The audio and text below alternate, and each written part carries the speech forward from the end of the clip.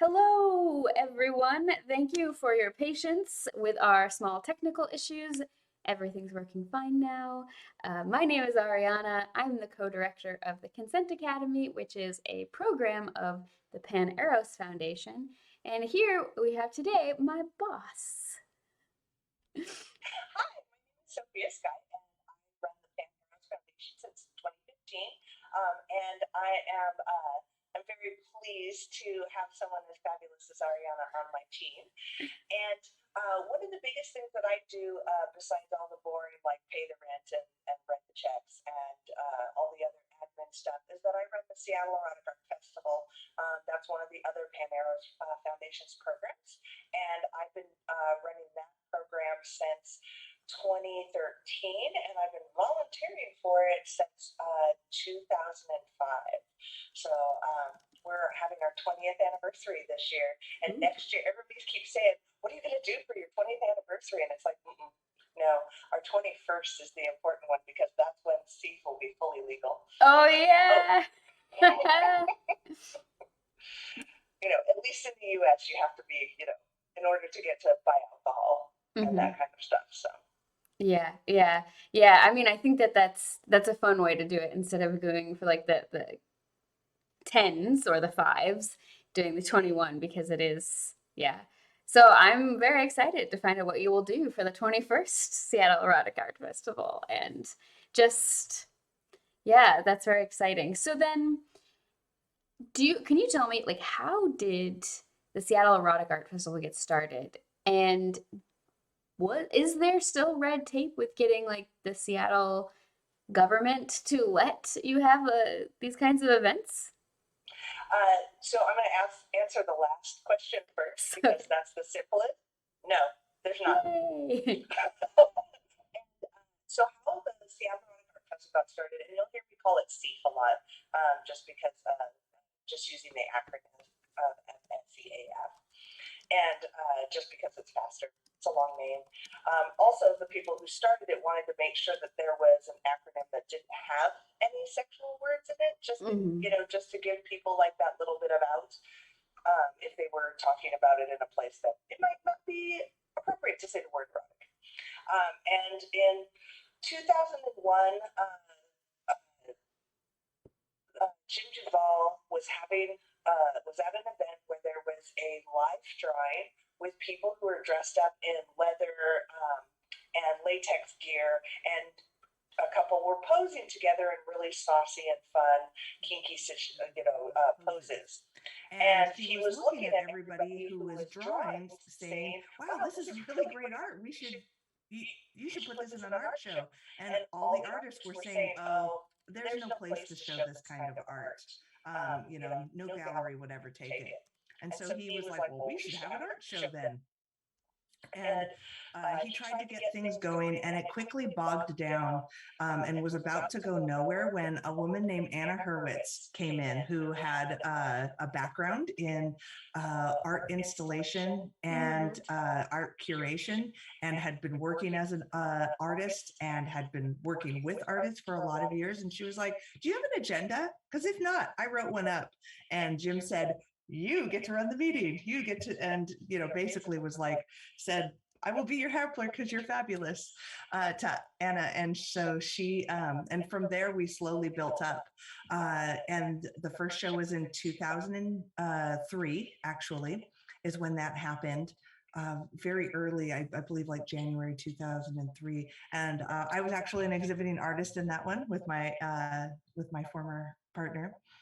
And so I've been involved since the very beginning. And it started out as a, "Hey, kids, let's put on a show." And now we are in the Seattle Center in the exhibition hall, which is 3,500 square feet. I'm sorry, I don't know the metric equivalent to that. It's big, It's it's really huge. huge. And we do a long weekend where we have like a little artist reception on Thursday, and then Friday evening, all day Saturday, and then Sunday afternoon. And we usually have, depending on the year, and whether it's COVID or not, anywhere from 4,000 to 7,000 people over that weekend that come and look at the art. This year we have artists from uh, 21 countries around the world. And out of the United States, I just looked at this number and now I've forgotten it, but it's in the high 20s that we have of art from different states inside the U.S. So we get art from all over, and we're really, really honored that so many people like think about us all year long, to the point where they're like, when I have artists at the show and they're like, so I saw the art this year and I have a new idea and I can't wait to go home and paint it or shoot it or sculpt it. And that's one of our biggest missions, is that it got started as a way to give people a chance to show their art that they don't normally have a place to showcase it. And now it's become, we want to change the world through art, because when you have a depiction of sexuality or gender or your orientation or relationship style, that's, seeing that reflected out in the world is super powerful. We talk a lot about how representation matters in terms of ethnicity and heritage, skin color, all of that, but it also is really important for having our sexuality depicted. Who we love and how we love is a big part of who we are. And we just can't pretend that that doesn't exist. And something that happens a lot in the US is that we just kind of try to pretend like that sexy stuff, like it happens, but we don't talk about it. Yeah, yeah. I mean, I think it's also, we tend to treat, how do I want to say this? When we talk about things like ending homophobia and like marriage equality, I think there's this tendency to have the discourse really focus on it's like just love, just it very like PG discussions of this, because celebrating diversity in sexuality, especially the sexual side of sexuality, is also something that is like comes and goes of how socially acceptable it is, and like from who and to whom is it acceptable is also really contained in politics, which is like I think about a lot of the most loved, most appreciated artists were like just constantly horny, and all of their art was about how horny they are, and like it was like I think about Vermeer, for example, right? Like you've got the woman, the milkmaid, like pouring milk and everything, and it just seems like this really beautiful, like soft sunlight is coming in, it's these graceful lines, but it's actually like it's an erotic painting. Like there's this whole thing with like the tiles on the floor are actually depicting sex scenes, and like it was erotic because she has this little heat box by her feet that would have had hot coal in it, so it would have been warming up the inside of her dress. And then like milk being seen as similar to like semen and sexual fluids in general, and like so this painting that we now think is just like very like classy, and I put classy in air quotes because it's usually a classist kind of thing, but like we see it as oh, it's so classy, and it's like it's so refined, but it's actually like, no, that's like a really horny painting. And that's like a Mhm. dude being like, I'm gonna go fuck the milkmaid right now. Because 'Cause she's all warm and ready for me. exactly, exactly. And like in my house, and like this woman is not my wife or my sister, so like this is sexy. And so like I was saying, like there's always been a lot of eroticism in art, and like I could just talk about art history of like my favorite, these paintings caused riots in Paris because they were too sexy, even though now it just looks like a normal painting.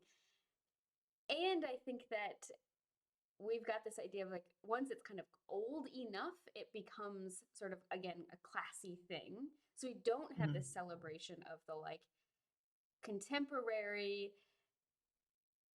overtly sexual celebration of sexuality art in very mainstream spaces. So I think it's really important to have these kinds of art festivals that are very unapologetic with celebrating sexuality. They aren't just like, oh, we're doing a retrospective on like nude portraits throughout the ages. No, it's like, no, everyone here wants to fuck. And like that's what we're celebrating. Or like they Yeah. don't want to, and that's also what we're celebrating. Hmm. And I think that that's really important. So I dig it a lot. You brought up a really good thing that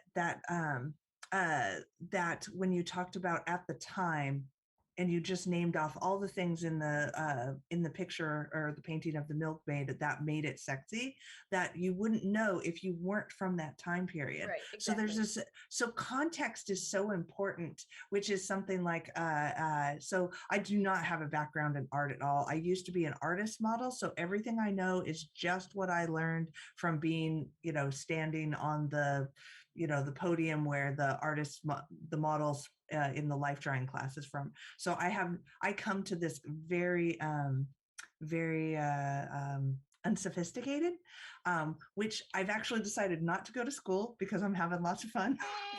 But it's the history that I find that is really powerful in giving us context, because I think about it now when I look back to somebody just found a video and digitized it and gave it to me of the very first Seattle Erotic Art Festival. And I'm looking around at everybody in their sexy outfits, and it's so quaint, because 20 years ago, what we thought was edgy and sexy is totally different from now. And I wonder, what is it going to be like in another 100 years, where people were like, yes, this is a portrait of a woman in a latex catsuit, and it's a very demure because she's fully covered, because like the context is gone of what latex catsuit means sex. Right, right. Yeah, I mean, like, there's this really good Twitter that I like to follow. It's called Whores of Yore. It's like one of my favorites because it's also doing the same kind of thing. Like prostitutes have always existed, and like people have always been making sex related art and like doing sexy things, and like women were always getting arrested for like public indecency because they wanted to have sex and they were having sex with somebody like in the street or something. And one of my favorite posts that they ever shared was like one of the first known erotic films that was ever made. And it was like very early film, and it was only like, I don't know, 30 seconds long. And it was just like a sort of Edwardian woman in her house getting into her underwear. So she didn't even get naked. She just like took off the like 50 layers of clothing she had on, and then she was just in her shift, and she took her socks off so you could see her feet, and that was it. And like one of the things they talked about was like that today this seems like nothing. Like if your neighbor even sees you doing this, there's a 50-50 chance you're not going to care. You're just going to be like, oh, whatever, just don't stare in my window, but I don't care that you saw me in like my pajamas or whatever. Mhm. But back then that caused riots in the theater and like fist fights, and like people like really were upset about it and wanted the filmmakers to be put into prison, and thought that they were Mhm. like destroying the moral fabric of society kind of reaction. And it's interesting because it's like I don't take the view that history is like the story of progress or anything, but I think on some subjects we can say like, okay, but progress for this context has been made. And I think Mhm. that allowing people to not have to pretend that sexuality exists, even if we're talking about things like asexuality, because we do this weird kind of thing where like we're all supposed to pretend like we never want sex, and also we're all supposed to think that we constantly want it. And if you're not doing Mhm. both of these things at the same time, you're weird. And so I Mhm. think that just really harms people. And Yeah. yeah. One of my favorite sayings is that we at the Pan Eros Foundation respect the sexual spectrum from asexuality to omnisexuality. And just reminding people, like what you just said, that asexuality is not wanting to have sex is a sexuality. Right. It's, the absence of it is also on the continuum. And that's something that I think is really important.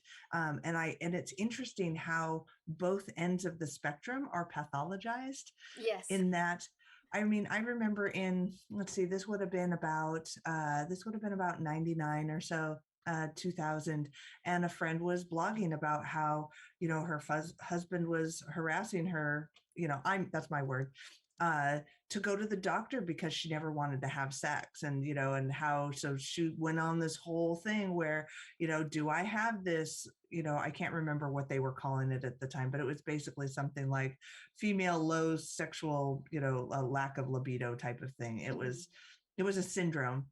uh a year later they divorced and she was horny again. Yeah. So Yeah. it's like, why isn't it just like it wasn't working right now in this particular situation at this particular time in her life with what was going on for her emotionally? Why did Right. it have to be a syndrome? Why couldn't it just be, this is where she's at right now? She doesn't Yeah, I want to have mean, sex with this person that at this makes me point in think her of the life. movie Short Bus. Have you ever seen that movie? Yes. So That's for a anybody weird, wonderful movie. who doesn't know it, Short Bus is it's a very great film. None of the sex in the film is pantomime, so it's not an erotic film. It's not supposed to be like considered to be a pornographic film, but all the sex is live. Um, and I know this because I watched it in like a feminist sexuality studies class that I was taking in Japan, and it was like comparing representations of women's sexuality across the world, and we had to get like special permission to watch this particular film in class. But anyway, the story is a woman who's a sex therapist who's never had an orgasm, and like she's trying really hard to achieve this. And I'm not going to give away the ending, but it's a great film, and there are lots of orgies and like fun people having exploration and figuring out who they are and what they want. And uh, yeah, it's a good movie. I recommend it.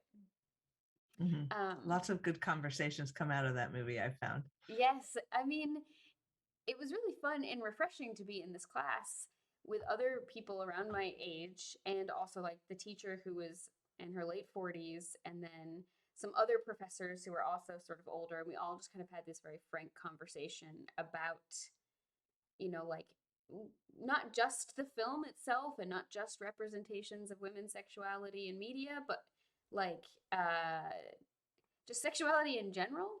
Uh, Someone asked what film they missed it, so I told them it's Short Bus. Um, Mhm. so related to this, what are the things that you're still kind of hoping to achieve with SEAF? Mm. Um, I have a couple of different layers of things that I want to achieve. One thing that I want, the first and most important one, as I mentioned earlier, was people seeing themselves reflected in the art. We never have a theme for the visual art. If we have a theme, it's only for like our marketing or for internally, because sexuality is such a big topic. Like internally, we're like, hey, we want to make sure that we're covering everything. So this year, let's think about focusing. Like this year, our internal theme is flourish. Um, and interestingly enough, most of the art that like one of the big things that came up in this year, I'm just going to give a little sneak peek, is that the jury had a real preference towards art that depicted some kind of like it was described as body horror. So a lot of really strange dysmorphia, very so lots of monstrosities incorporated into the imagery. It was really interesting. A lot of uh, transformation, really really interesting that that's the way the jury went, and that's something that just happens kind of naturally when you get five people together who don't know each other and they're all just voting on their pieces of art. Yeah, And so we never have a theme. We always want to try to make sure that we're having as broad a palette as possible for people to see themselves reflected in. It's so important. And then um, on the opposite side of that, I want in a perfect world, everyone would come to the art festival and they would have at least one moment where they look at a piece of art and they go, oh, I mean, I'm not into it, but I get it. I get why somebody would be into that. I see the joy in that. yeah. I Because I think I feel had that one time with one of Jim's photographs, actually. oh, really? Yeah, it was one of the by far the most intense pieces of art I saw. This was back in 2018, and I I wouldn't say that I liked it in the Mhm. sense of like, yeah, I want to buy this, like look at it every day. But I was like, this is fascinating. And it was, is it okay if I describe the art? Mhm. So it was a woman on all fours, completely in latex, and she had a tube going to her mouth, and the tube then joined to the bottom of a toilet.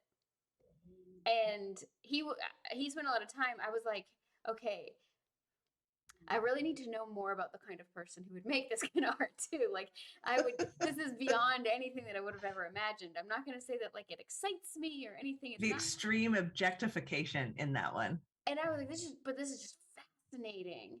And I really enjoyed getting to talk with him about it. And he was talking about like the process and the consent with the model and sort of like making sure that she felt comfortable with everything that was happening and that there was like aftercare and that there was like a clear discussion and that like it was at her pace for when she felt comfortable. And I thought that that was really great because I was like, I'm glad you're thinking about these things. I think those things often get overlooked in making art.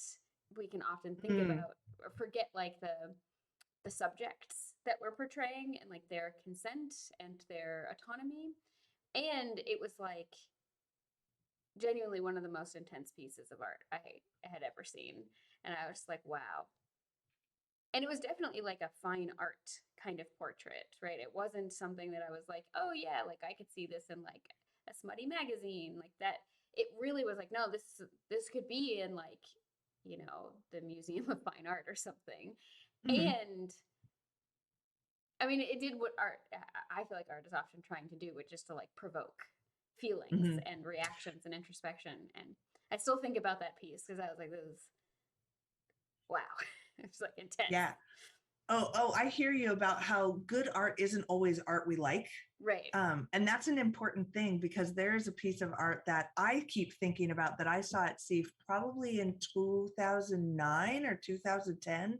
And it was a live performance. It was a durational performance. And it was a nude woman lying on the ground on her back, completely still for like 4 hours. And she had a black box over her head with a black tablecloth, and there was like a bowl of like a glass bowl of chocolate candies that you were allowed to take,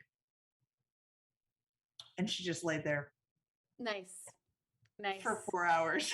And it's like it was so disturbing. I couldn't go near it, but I couldn't not look at it. Like I kept checking back. Yep, she's still there, she's breathing. I saw her ribs move. Okay, everything's okay. And just the whole concept of just like the complete removal of who she was as a person by having her head covered was so disturbing and powerful. Yeah. um and yeah, I didn't like it. It was upsetting. But here I am, how many years later, still talking about that piece of art. Thank you, Coralie Rose, for being a fabulous performer. I mean, I think this kinds of art is, like I said, or like you also affirmed, is that like it doesn't have to, good art doesn't have to be art that you like.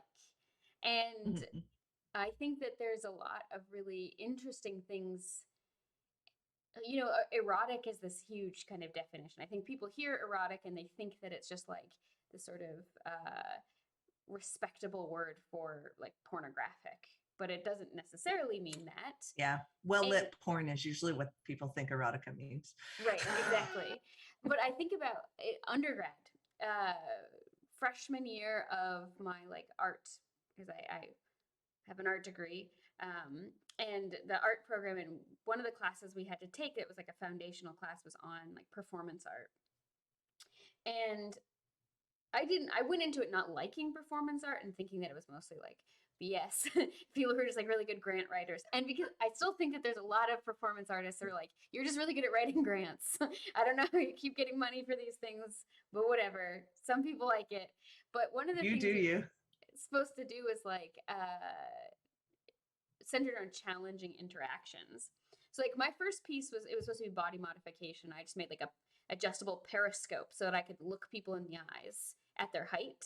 So I could like walk Mhm. around and like adjust my, because I'm only 5 feet tall. So then I could like actually look people in the eyes. But then the second one had to be like body modification that provoked difficult interactions. So I walked around uh, topless with a box over my breasts that had a curtain similar that people, and I would invite people to reach in and feel, but they weren't actually ended up feeling my breasts. It was like a stuffed animal or something that was in there. I like changed out what it was, but it was very, the whole thing was like inviting them. They think they know what they're getting. This was me kind of toying with consent. You know, I was like 19 and I was Mm-hmm. like, I want to play with this and I want to play with like sexuality and flirting and consent in these like public spaces. And I was like, people thought I was inviting them to come touch my breasts. And so a lot of guys are like, oh yeah. And then it was like not what they thought. And it was interesting to sort of have this interaction with them. And I feel like that's also the kind of art that is like,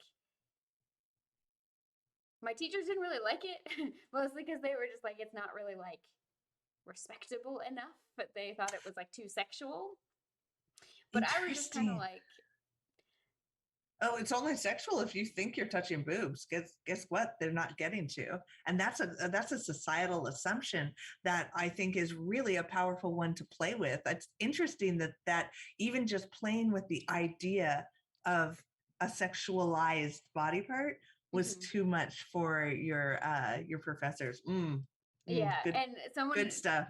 in chat said that it sounds dangerous, and I will stress that like you couldn't actually reach my breast. There was like a false back where it seemed like the box went to my like middle of my chest, and then there was actually a wall, so it wasn't as deep. But I definitely went into it recognizing uh, things could happen. They could feel my breasts, and am I comfortable with that? And I had the Mhm, like yes, like especially for art that seems fun, like I'm okay with this. And mhm. there's one of my favorite artists who's a the person updated and said, I mean the danger in people's reactions to their false assumptions. Thankfully everybody was just so shocked, and like a lot of them were just like amused and kind of delighted and thought it was funny. Mhm. And a couple of people tried to give me their phone numbers. And I had a friend who was like, he was like lingering back to kind of be like a pseudo bouncer just in case. But luckily, Mhm. nothing really Nice. happened. Um, Yeah. but one of my favorite artists, Maria, I can't remember. Abramovich. Yes, Abramovich. exactly. Because she does She's all these like, performance she's one of my pieces. heroes. Yeah. Do you have a favorite piece of hers? I like the one that one of her more recent ones where she sat and you could sit and hold eye contact with her for a certain amount of time. Like Mm-hmm. that one is probably, I think, one of the most, uh, like just the concept of it is so incredibly powerful. Mm-hmm. And it goes back to that permission giving and attention and consent. Right. A lot of like what you're talking about with like the consent of I'm giving you consent to do something, and the person just rushes to go do it instead of going, but what are you giving me permission exactly to do? Right. what's Right. gonna what's gonna happen when I accept your invitation? And Exactly. it's so interesting how people don't, we think of consent as this thing where it's like a door that you walk through, and Right. it's like, no, this is a long hallway of constant conversation and readjustment. Right. And I think people, you're right. They think of it also as like a one directional thing. Like if somebody consents to me doing something to them, Mhm. that's the consent that needs to happen. But I also need to consent to that interaction. If I have a sexual partner and they want me to do like breath play and I don't know how to do that safely, just because they want it doesn't mean I have to also consent to doing it, because I might be like, Right. well, let's Mhm. watch some YouTube videos on how to do it safely first. Right. Or find out what are the things that give you the same feelings. I mean, Right. that's one of the things that I don't think we go far enough in consent is the why behind it. I've had people ask me to do things and I'm like, why? Why do you want me to do that? And then they tell me the reason and it's like, I want to help you feel that feeling. Let's figure out how we can do that. Is there another way we can get that feeling but not do that exact thing? Yeah. And so it's like consent is such a powerful um, opportunity to connect with people. Yeah. It's like, and when somebody asks for your consent, or offers you their consent, it's an opportunity for this like exploration of finding things to do. And I think art is a really wonderful way to like start that process, because it gives us a chance to have an emotional experience with a topic or a thing before we actually have any, a relationship that we have to worry about, or a physical act that we're doing.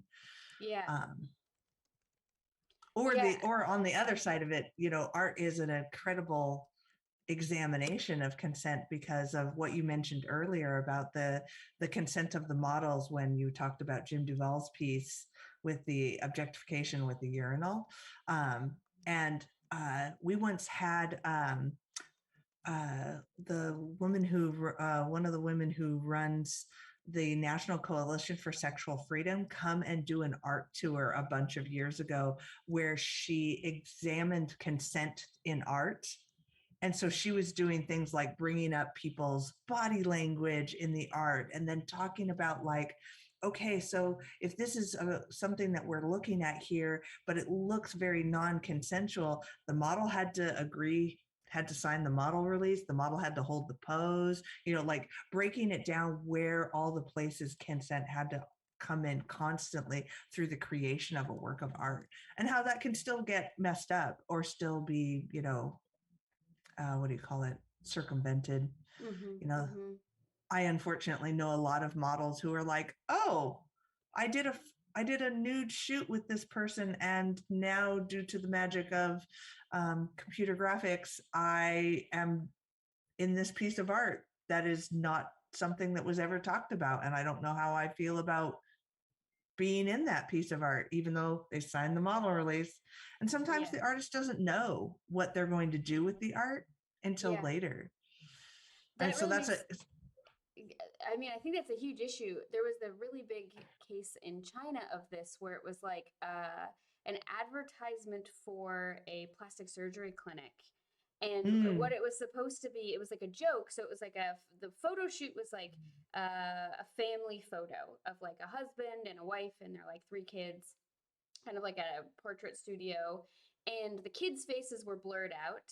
And then it's basically the advertisement was saying like, plastic surgery is so good, your husband won't even know. And then it was claiming that like when he saw his kids' faces, they were so ugly, he realized she had had plastic surgery and was like going to sue her because the difference. But the thing is, since this was fake, the uh-huh. model didn't know that this was the ad was going to be about, and people thought it was real, so they started actually harassing her, thinking that Mm-hmm. she had like had all this change to her face and was like deceiving people and all this other stuff. And it's like she was very much like, had I known that my picture would be used for this, I never would have agreed. Like my modeling career is over because of this, because everyone Right. just associates me with this now. Or I think about even the performance artist we were just talking about. One of her early pieces, or like one of her most famous pieces, was like she just stood in an art gallery and she had this whole table full of all kinds of different items, like paint and markers and flowers and scissors and a knife and a loaded gun and like, but this huge array of things. And she stood perfectly still, and the audience was invited to come and do whatever they wanted to her, literally whatever they wanted. And Mhm. she was like, I know I'm putting a loaded gun to her, like assistant. I know I'm putting, who's also her lover, a loaded gun here, but like I am fully prepared for whatever's going to happen. I don't want, like, under no circumstances can you interrupt this piece. And everything started really nice at first. People were mostly just like kissing her and caressing her and like drawing hearts and flowers on her and putting flowers in her hair. And then it got more and more violent as it went on. And then someone was going to shoot her, like with the loaded gun, and her assistant stopped it. And then they weren't allowed, she wouldn't let him talk to her for years. And then he actually showed up at that performance piece you were talking about, Mm-hmm. and there was like Yeah. tears, and it was like this intense reunion. Anyway, art art's intense and cool. Mm-hmm. um, but I think about how there's like the power of her giving consent to somebody shooting her can it in its own way be a kind of manipulation, because in that space where she has all this power as the artist who's at the center, and then she's inviting people to do these things to her implicitly by putting it there, it could encourage people to do like this risky shift of like it gets riskier over time and you kind of lose your ability to think clearly through a group interaction. And like, does she then, if someone shot her and killed her, would she also then have responsibility to the effects that that's going to have on this person for the rest of their life, having killed someone? Mm-hmm. Which is why it's, I think, one of the coolest pieces. I wouldn't necessarily even Yeah. say I like it, and I would Again, probably have been very you don't uncomfortable. have to like good art. Yeah. um, yeah, that's a similar piece was done by Midori, and it's called Kimono 2, What We Wear. Mm-hmm. And it starts out where she comes out and she puts on kimono very ritualistically, and then she sits down and also ritualistically, very akin to a lot of the movements mimic movements in the tea ceremony. Mm-hmm. And so where she would cover her face like with the very white makeup, and then she starts doing things like where she draws really like racially stereotypical eyes angling up, and then she covers that up, and then she paints her face yellow, and like she goes through all these different things, and then she wipes it off, and then she does it again, and then she gets up and she binds herself up with rope so that so that her hands are tied behind her back, and then the audience is invited to come and paint her and the kimono white. So she's getting whitewashed. And when she came and did this at the Seattle Erotic Art Festival, and I helped her, she's like, okay, so this is because we go from watching an art piece happen to participating in it. I need people to help get it started. And Yeah. so I recruited 3 or 4 people to be able to go up I positioned them. So make sure that you're close to the front, and, and at this point, when the bucket of paint comes out, go and put paint on, and then hand the paintbrush to somebody else to get it started. Because the whole idea is that it becomes this cultural thing. It's not any one person that is taking away her heritage and eroticizing her as an Asian woman. And that the 2 of the 4 people that I did it were watching the piece and were like, I cannot participate in this. And they like refused. And then one of the other ones who I didn't recruit, but I knew the person afterwards, who was like, yeah, I get to be a part of the art. And then at the end of it was horrified that she had participated in it. Like it was the most fantastically, executed and not contrived. What's the right word? Created. Like it was cultivated. I can't think of the right word. Or orchestrated. Oh yeah, okay. Orchestrated interactive performance. Like it really got across what she was trying to do. Really amazing piece. There's actually a video of it, I believe, up on her website. It's called Kimono 2. Pretty powerful. And it was one of those things that even though it's not explicitly erotic in any way, but it touches on the idea of stereotypes and eroticism of Japanese women and or those of Japanese descent. And she especially in the US, where there's such a big shibari and kimbaku rope bondage, I don't want to say movement or culture, but it is a subculture. It's a whole bunch of people that really fetishize that type of bondage that is mainly done in Japanese nightclubs. Yeah, it's very interesting. It is interesting. Like when I lived in Japan, I would go to a shibari club in Osaka sometimes, and then that's where I got my introduction to it. And there was this very intense like social hierarchy. Like when you were the new person, you like actually weren't allowed to do anything, and you had to have someone who would come along and decide that they would teach you things. And then you were allowed to be invited to be tied, but you weren't allowed to tie. and like there was this very strict hierarchy, and you had to kind of like pay your dues to be Mm-hmm. allowed. And a lot of it was this very much the idea of like you need a lot of exposure to this to get not only the skill of how to do it, but to see the regard that we have for each other, the manner that we do it in, and also the attitude that you really need to bring to this practice. And then I went to some clubs in the US and I was like, this is completely different. It was Mm-hmm. very much like as long as I'm paying enough money, I'm allowed to have access to all of it immediately. There's not this idea of like, I have to earn my right and my place in this community, and that I also then owe things back to it by being invited in here. And I'm not necessarily going to be like one culture is better than the other, but I do think that it means that the practice takes on a very different quality, and it really changes the feeling of the interactions that you can have in those spaces. Um, and yeah, it was just very interesting to because I had imagined more of the Japanese culture would have been preserved, but it wasn't Mm-mm. as much. No. And yeah.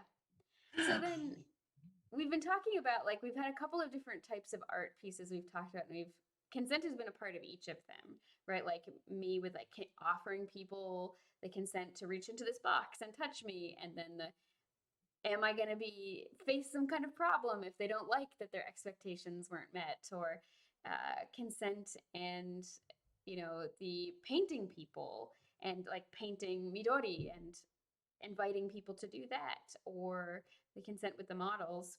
But what about like actual attendees at these events, like at SEAF? How do you promote consent culture there? Mm. One of the one of the ways that I hope that we present it is the way we set the space up so that there are always moments where we're constantly asking our patrons for their consent, in the Mm-hmm. sense that we're the people who are inviting them in, may I scan your ticket, little things like that, where instead of just saying tickets please, may I scan your ticket? It's little things like this that I hope teach and create the space for it. And, when we have our staff photographers, of course, we always want some candid pictures of people enjoying the art, but, our photographers are really good about like holding up their camera and being like, can I take a picture of you? If it's too loud for them to ask verbally. We want to have our art set up in a way so that if something is difficult, that you get a little warning time before you get there. Mm-hmm. I'm a really big fan of content warnings, because and I use that term rather than trigger warnings, because we never know what's going to trigger somebody. We Right. all carry around our own stories, and our own histories that really impact how we see the world and how we view art, because art is a mirror, it's not communication. Right. you know like that piece that you were talking about with Jim, that wasn't communicating anything from him to you until you had a conversation with him. Is Exactly. that Exactly. Yeah. And so that can be really hard. And we've really struggled with that over the years, because people are like, you should warn people. And it's like, well, eroticism is huge. And that's the content warning. And that is also part of what it means to be uh, sex positive, in the sense that all kinds of sexualities are out there in the world, and it's so hard for us to say, here's all the things that you're going to see, because there might be something that we leave out that is radically intense for somebody, that I don't think is a form of sex, because I've never come in contact with somebody who eroticizes that. Right. Right. And that's all Yeah. that means. It just means I haven't experienced it yet, or haven't been exposed. It doesn't mean it's not true. Yeah. I mean, I think I definitely do. I also do like content warnings, or when I post things myself, I always say content notices, because Nice. people have told me, oh, the word warning is a trigger. And I'm like, there's only so much I can do, but like, yeah, okay, I'll change it. Right. Uh-huh. And, I but like that. Thank you for sharing that with me. but the thing is like, it's so tough because people also have this idea in previous streams, like last weekend with my friend HP, we spent a lot of time talking about things like the dangers of a single story around trans identity. Mhm. And I think that someone just joined us in chat to say that they love erotic movies. I'm very glad that you love erotic movies. I think I do too. And I think a lot of the people who come to our streams like them. So we were talking about like when you only have this one sort of narrative around things, it can become a problem. And I think people have this idea that like anything that is a difficult topic would then inevitably be a trigger. But it's like, Mhm. well, I've got plenty of trauma. But all of these things that are quote unquote difficult topics, like it does not have any effect on me. But I can get really worked up if someone just like asks me too many questions too quickly and with one particular type of tone. And then suddenly I'm like, I'm going to have a breakdown if I don't like get out of the situation. And so I Right. think that's why triggers are weird. As Krellin Mhm. has said in chat, triggers are weird. And Mhm. there's no way you can know all of that. So then what about when at this art festival, when people are getting excited, say with like performance artists or just live performers and getting excited, and maybe they're people who've not been to this kind of event before, or they don't Mhm. really know what the norms or expectations are. How do you create like a positive and welcoming space for them while also helping to maintain the boundaries and the safety for the artists? Mhm. One of let's see, uh, it's really hard. This is why I'm like, this is why I'm like kind of stumbling a little bit. Is so we have a few different things in place um, to do that. One of the biggest things that I always try to cultivate is having interactive performance pieces that have that kind of model that and give people a chance to be like to coach them on how to act in things. Like we have body painting where you can go and paint somebody that's nude, or well, it's Washington State and our liquor laws are just really kind of a little dumb, so they're almost nude. um, and we always have people there who we refer to as handlers, and they're the people that are like, here's the paint, here's the brush, make sure to don't be too ticklish, don't do these, don't focus on these areas, these are the areas that this person likes. And they're also, the model is who is getting painted is encouraged to give people instructions like, can you move on to a different place that's starting to get a little itchy for me, or I don't Mm-hmm. like you painting there. um, and having those handlers there so that they can, be an extra person, kind of like how you had your person who was in bouncer, possibility if they needed to be that role. And so we try to make sure that there are guiding people when we do have anything interactive, because a Mm-hmm. lot of times when people make these faux pas and are being creepy, I would say well over half the time, it's people who just don't know the social conventions. Yeah. And the other half are people who are not necessarily bad. They're just selfish and don't care Mm-hmm. about anything other than getting their needs met. Um, and a lot of times, sometimes if you can get that person to realize that this person is a person and they have autonomy that should be respected, then that'll either change their behavior or they'll leave because they're not getting their needs met. Yeah. We have the Consent Academy has a consent advocate who's on uh, duty. I don't think duty is the right word, but they're available. We have people who are trained when somebody it gets upset about something that has happened to them, or if something bad happens to them. We have lots of security who run around in either white or red bright t-shirts that just say "Obey me" on the front, which I is kind remember of a that. I remember really wanting one of those shirts. you can get one if you volunteer. That's the only way to get one. Yeah, yeah. and technically we call them security, but really they're there to be like, please don't touch the art.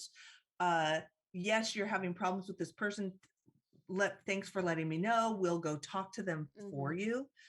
So that's what our security people do. And then also our security people are also like, do you need an emotional support, would you like to talk to our consent advocate? Yeah, yeah, um yeah. we also have art docents who are there to give context about the art, which I think is super important. And they're also there to help sell it, and answer questions about it in general and give art tours. But one of their unspoken most important tasks is for people to go, why do you have that art here? And for them to go, oh, let's look that up. So here's what the artist said about what they did, and here's what I know about the artist that I can share with you. And because we have, there's actually another one. If anybody's in the local to the Seattle area and wants to come volunteer, we actually have a thing later on today that you can sign up for to become an art docent. And you get to watch a video that we recorded of the artist telling stories about why they created their art. Mm-hmm. And hearing sometimes the most bizarre piece of art will have the most sweetest, tenderest story you've ever heard. Um, you know, that just looking at the art, it's so easy to put all of our stories that the media teaches us about more extreme forms of sexuality. Yeah. And then to hear like there was this one where it was just a painting of a man. It looks like a male-bodied person in a leather hood, and the eyes are covered up. There's a gag in the opening of the hood so that you can see lips and teeth, but like this person is completely depersonalized. And the artist talked about how, you know, she and her husband are very private, and this is how they get to commemorate their power exchange relationship that they have, and her domination and control of him, and his devotion to her, and ultimately her devotion, her dedication to seeing his needs fulfilled. Like, Yeah. it was so sweet to hear about this long-term relationship. And they're like, we don't do this. This is the first time anybody besides us knows by me putting this painting in your show. It was truly a powerfully beautiful moment to be like, wow, thank you for being willing to show something so personal. Now, we'd never know that if she didn't Mm-hmm. tell us the story, which is kind of like a little bit of a treat, because you're like, what a cold, heartless person to just depersonalize their partner like that. Yeah. Yeah. I mean, I think that's a really sweet story. Someone in chat, Reverend Mort, also agrees that that's a really sweet story. And Barantor said that's a brave moment for those artists, and I would agree. Hmm. And I think Yeah. that context is important. I think that it's also there's whole debate about like what's more important, the intentions of the artist or the reactions of the viewers. And I would always say like both are important. Hmm. Like one does not necessarily negate the other. So like the reactions I have to a piece of art are not wrong or fake or bad simply because I didn't know the context. And knowing the context, I think inevitably, not inevitably, 90% of the time actually enhances or deepens the experience of the art. Every once in a while, I'll read an artist statement and I'm like, oh, I liked this until I read this. And then I'm like, We wow, you're just like a really pompous jackass. I'm good. we have a rule, or it's a rule that gets broken constantly. So we have so CFA is a contest based exhibition where we have a jury that changes every year, and then we have a section that is invited where we curate, what we want. We kind of make sure to round out the show of whatever the jury picks. Mm-hmm. And one thing that it's like the one rule that I want. I'm like, don't let the title dissuade you, because a lot of these time artists are like, I hate naming things, and they don't just put like blue nude #2. They Yeah. do something where they try to be funny or clever, which, and I love a good pun, but I have seen way too many pieces of art go from where the artists are like, oh, this is interesting, or the jurors are saying, this is interesting. What else? Give us more information about this piece. Well, the title is this. Oh, I hate it so much. No, I changed my vote. Yeah. It's Yeah. like, don't listen to artists. Artists are amazing creatures that produce these pieces of artifacts that we can have an experience with, but they're not gods, and they're people who name things badly sometimes. Or they went to college and they've got a, you want to make it feel like you spent all that money for something. So you got to use all those $8 words. I had a And period then, of time with my art where I only titled things yes, no, or maybe. That oh, those are the only I titles love I that. gave, and it was based on how I felt when making it. Is this a yes thing? Is this a no thing, or is this a maybe thing? And that's it. And I would, if people would ask me to explain it, I was like, I would either say yes, no, or maybe in response. I love that. That would be way better than Untitled, Yeah, because you know what? When you have 25 pieces named Untitled, it's it's like, and now that's admin me talking, not artist me talking. I yeah, do love I do love the idea of giving me a chance to create my own relationship with a piece of art. Like yeah. I'll do that. Like I won't read an artist statement until I have attempted to establish my own relationship with a piece of art. There was this one piece of art. I used to work for a painter, and he did this huge altar piece uh, that was it was 8 foot by 8 foot by 16 foot, and it was there were the doors, there was the painting, and then you opened the doors, and then it was a large painting that was and then two paintings on each side. And I worked with this painting for over a year before I read the artist statement, because there was just so much going on there with Hmm. all of those panels. Um, and then other pieces of art, I look at it for 5 minutes and go, yeah, I can't, I'm not creating a relationship here. I need to know more about it. Yeah. Um, so, but I always like to try to figure it out, not figure it out, but try to create my own relationship first.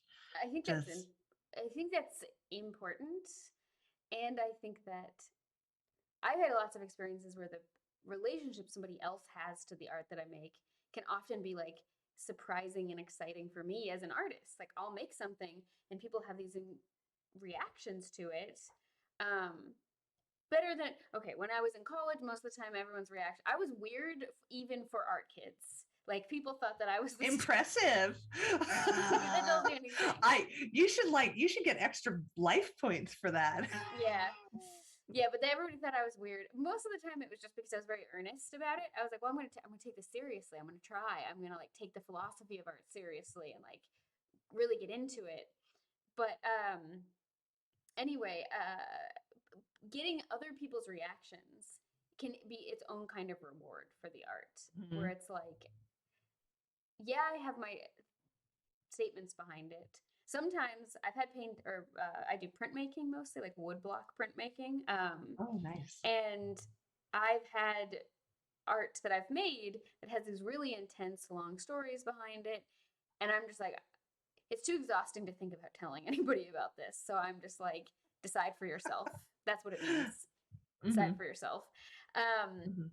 and someone in chat, Silly My Lithial, said that artists can't be good at everything and that like being good at naming things is its own thing. And I think with artists, one of the tough things is like with writers, like established writers, you usually get an editor, and an editor's job can be to do things like give you a better title for your book and like help you recognize this title is terrible and to really edit your art to make it come alive and be better.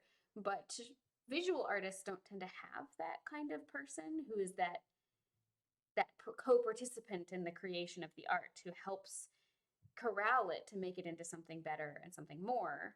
And I think that it's kind of rough because I think there's a lot of art out there that someone needed to tell somebody, like tell the artist, like, oh hey, like this title actually is terrible, or like your Hmm. artist statement is actually kind of killing how cool the art actually is. Hmm. Um, But then that's always one. That's just one other opinion too. it's true.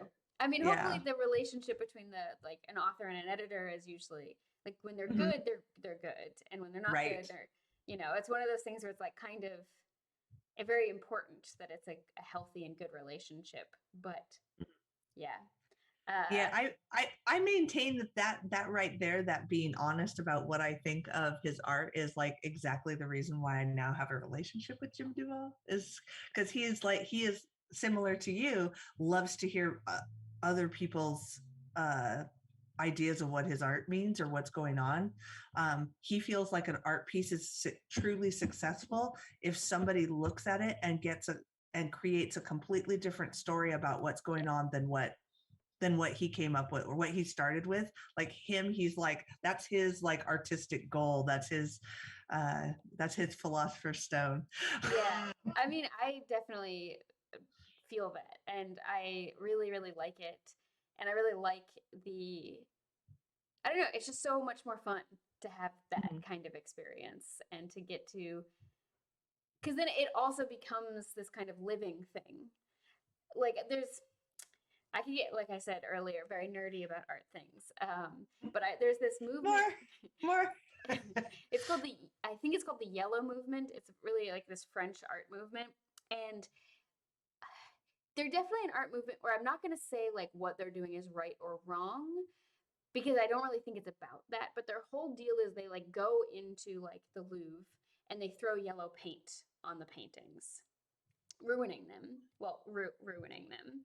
But Right. a lot of the time, like their whole point is that like art isn't supposed to just be like stuff owned by rich people that's tax write-offs that's like dead and on the wall. Like it's supposed to be a Hmm. living thing. And one of the paintings that they did this to was a Rothko painting, and people were really upset. But if you've ever read Rothko's philosophy, he would hate to have his work just on these like sterile Yeah. walls. And he probably would have gotten a kick out of someone coming and just throwing yellow paint all over one of his paintings. And I think that like this art movement is very interesting because to me it also kind of provokes the same feelings I get as an artist when a viewer has a different experience than I would have ever expected or like could have imagined with this art, where it's like you're making it have another life that I could never give it. And it's one of those things where like I can't say whether or not I think this is like a good or a bad thing to do or if it's ethical or not, Hmm. because it's interesting.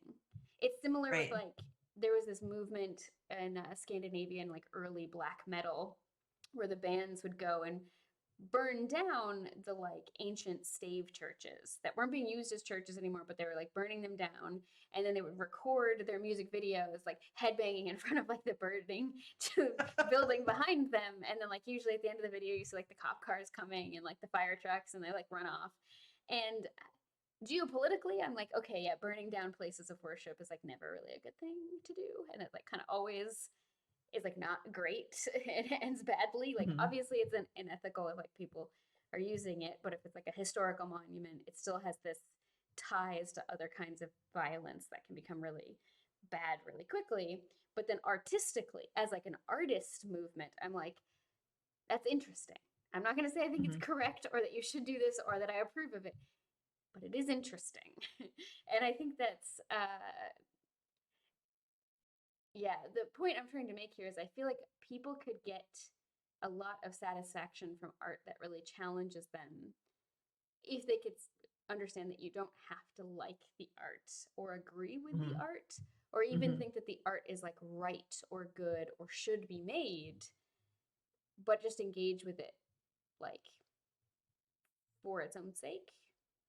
I don't know if that communicates very well, but Yeah, that does. And what you said, whether a piece of art should be made or not, that should never be a question right. that like if we're having that question, then yes, it needed to be made Hmm. because obviously we needed to talk about this. Yeah. If it's that intense of a conversation, and that's worth it. That's we have a rule, another rule for our jurors is that if that we have they have on average anywhere from 1,000 to 2,000 pieces of art to go through each year, and they only get to pick like 20%. Hmm. Um, and we say, okay, if you as a jury talk about a piece of art for 2 minutes, it has to be in the show then, because that means it's something that provokes conversation. Because 2 minutes when you have to go through that much art, Hmm. that's Hmm. that's a long time. And I Yeah. think that's valuable to have those conversations because yeah, if it weren't for artists, why would we wouldn't have these conversations? If it wasn't for people who are searching for a deeper meaning of what's going on and how we're experiencing the world, we wouldn't even be talking about consent, because we would just be going along with whatever was the social mores of the times. Yeah. We wouldn't have anybody standing up and going, I don't want to be treated like this. Yeah. Yeah. I mean, that reminds me because it's not necessarily, I don't necessarily want to have the discussion of the whole like discourse around kink at Pride and everything. Like that's like a 10-hour long lecture series to actually like get into that, because there's so much history there of like how kink has always been a part of this, and how like marginalized sexualities have always been seen as inherently deviant, and then the ways in which you can own that sort of identity. I think it's also how like a lot of the time villains in movies and TV shows are queer coded, and then I have like I know for me it's kind of weird because, and I talked about this on the last stream, when I feel my most feminine, that's when I feel like I'm a dominatrix, I'm in control, I'm going to be the evil woman who's going to just destroy your life basically through the power of my sexual desirability or whatever. Hmm. But when I'm feeling more masculine, I feel like I'm the sweet little dandy boy who's shy and can't flirt with anybody. And but the thing is it's like some of that comes from, I think, this sort of like, if I'm constantly being told I'm bad for this thing, like I'm bad for being a woman who's attracted to women, and I'm also bad for the ways in which I don't fit into conventional femininity and womanhood, then it becomes this own kind of like, well, if you're going to make me your monster, I will be your monster. I will I will do that. And then I also think about how you said this year there's a lot of like body horror and like transformation and monsters and all these other things. And I'm really excited for that because I think that that's another conversation that needs to happen. And I think even when we talk about things like transphobia, there's still these constant elements of like a dual fascination and disgust, and like acting as though like people who are trans are these kinds of like, I've seen some like very old turf literature that was describing trans women in like very beastly terms. And then I think about how it's like, well, constantly dehumanizing people in that manner and refusing to accept them for who they are is a conversation that we need to have, and we need to linger with those feelings. But it's not enough to just say, please stop doing this to me, because I don't want to be that. You have to also like, you can't just say that, right? That doesn't Hmm. communicate. But arts can kind of have these conversations that can't be had in just words. And I think it can really fill in all of these different niches that we need to be talking about, but are kind of slippery and elusive. But my question is, are there any giant women? Is there any art depicting giant women? Ooh, this year, I'm just trying to think.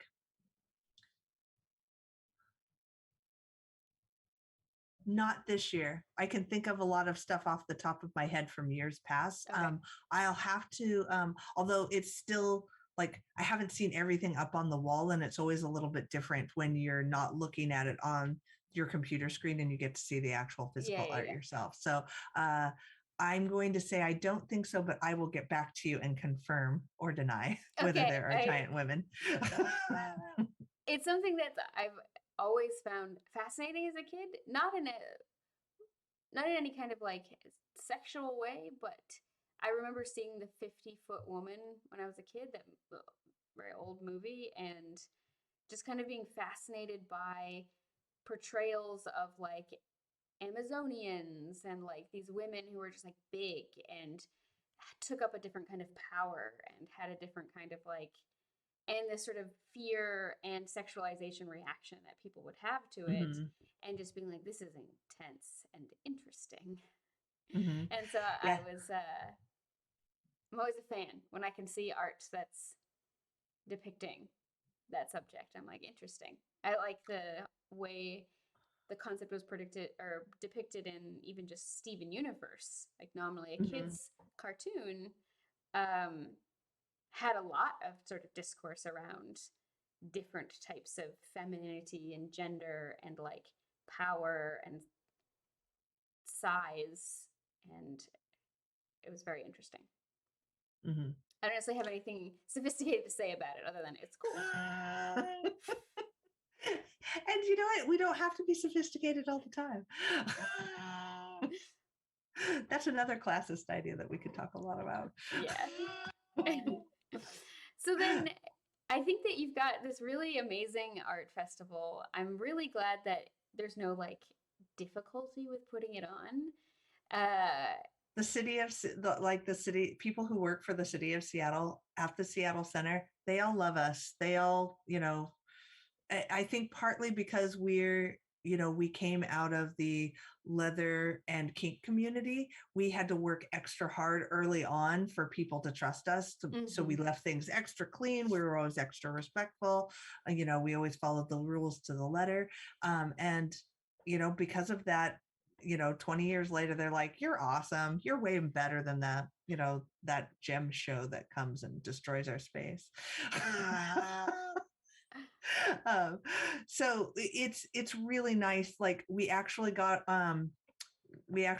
put on their reader boards this year, their electronic reader boards for advertising. So that was really great. Wow. Yeah, so that was really exciting to like see Seattle Erotic Art Festival up on the reader board as I drove by the Seattle Center the other day. It was lots of fun. That's And really cool. yeah, I mean, there are some difficulties because our URL is seattleerotic.org. It has the word erotic in it. They can't go to our website for anything. So like they always have to email me and be like, I need to know this thing. And it's like, oh, it's on our website. And I'll give them a link. They're like, you can't give me a link. You just have to copy and paste what the information is. I can't Is go it look at it. just It's because it's blocked. blocked? Okay, yeah. It's blocked through their city computers. Yeah. One time they said, you always do such a good job lighting the space and making it look so lush and inviting. Can you send me some pictures? And they couldn't even go on our Flickr stream because the word Wow. erotic was in there. So like I had to email directly a whole bunch of photos of just the space being lit up. So it's kind of fascinating how there's still all these structural things. So we're going to be doing things like that's one of our goals this next year, to give ourselves a new URL that does not have the word erotic in it. Yeah, it's tough to have to make those decisions. It's tough to be like Mhm. just recognizing the good work that you're trying to do and the positive impacts you're trying to have, and also still sort of like strategize how to make it more digestible and also Mhm. like fit into a system that in some ways either actively or just like passively from historical precedent is hostile towards it, is Mhm. difficult. Yeah. Yeah. Well, thank you so much for talking with me today. I like It's been a getting joy. I like getting to nerd out about art and just talk about what purpose it's serving and also how, people sort of build these spaces and like how to make these kinds of things. I think that, last summer I went to a sex positive festival to teach some consent classes, and it was really intense because it was the first time a lot of people had done anything in like 2 years, and Right. people were really raw. And I know I was like, I'm out of practice. I don't know how to talk to people in person anymore. Like, you know. Uh, but so I hope that this year is really smooth and that people Thank are you. coming fresh rather than raw. Mhm. Um, and I hope that it goes really well. I will post for all the viewers more about SEAF and where you can get tickets and everything on our Twitter and on our Discord. Thank you so much for talking with me today, and thank you Thank for you, everyone in the Ariana. chat. Yeah. Yeah. Have a Bye. wonderful rest of your day. Thank you. Bye. Ciao.